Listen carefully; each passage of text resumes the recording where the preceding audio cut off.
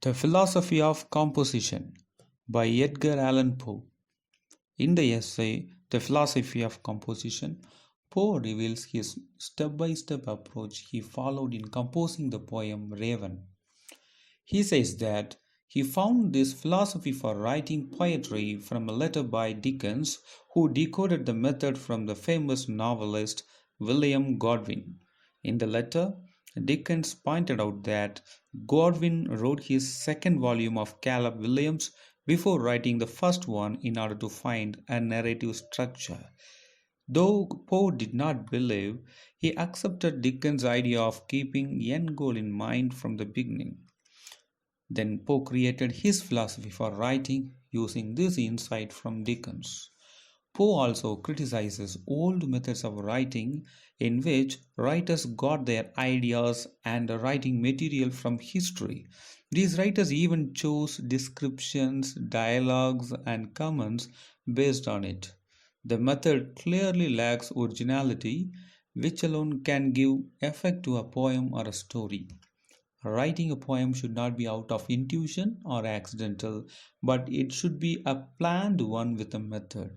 In this essay, Poe's main goal is to reveal his method of creating successful poems or narratives. He claims that no other author has dared to explain. First, he stresses that a writer should choose the right desired emotional effect before writing because it helps to maintain originality and it helps to keep the end in mind throughout the writing process. Next, to evoke the right desired effect, the right combination of tone and incident has to be selected. They can be like ordinary incident and peculiar tone. Second, peculiar incident and ordinary tone. And thirdly, peculiar tone and peculiar incident. To evoke the desired effect, the length of the poem should be enough for a reading in one sitting. If it is too big, it may require a break to continue and the unity of the effect is lost. That's why Poe produced his poem in just 180 lines. Universal theme selection. The theme of the poem should be universally appreciable. For this, beauty is the important factor needed in poetry, not intellect. So, only prose should aim for truth or passion. If it is introduced, they will create confusion in poetry. Artistic piquancy. It is the keynote of writing poetry. There should be an artistic technique to make poetry exciting. It is the pivot in which the entire poem should be revolved around. In Raven, Poe used refrain as the artistic piquancy. The refrain must be sonorous, that is, the refrain should have a deep ringing sound. The sound should be based on the theme of the poem. Poe used the refrain nevermore in his poem Raven because the long vowel O in the word creates a deep ringing effect. N is the most producible sound. The combination matches the melancholic tone of the poem.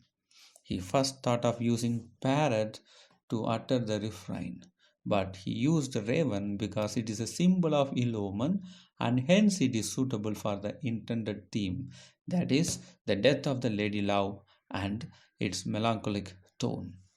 He chose the theme death because it is universal and that too the death of a beautiful woman is a stronger one.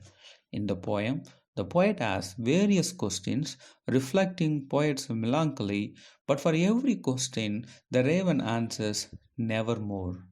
This Poe calls it the variety of application. Poe used internal rhymes and alliteration in the poem for musical quality. The locale of the poem is the palace of Edgar Allan Poe. The bird usually flies in the air. To make the lover and raven meet, the house is created as a setting.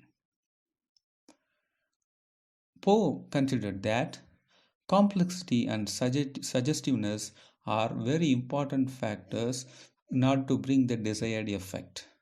He felt that The suggestiveness gives the indefiniteness of the poem that makes it adorable.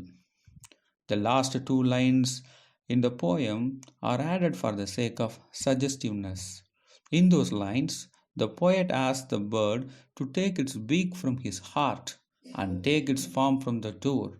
For this, the raven answers, nevermore. Here, taking the beak from his heart and the raven's answer, nevermore, becomes a metaphor for getting rid of moral previously described. Hence, raven becomes a emblem. Thank you.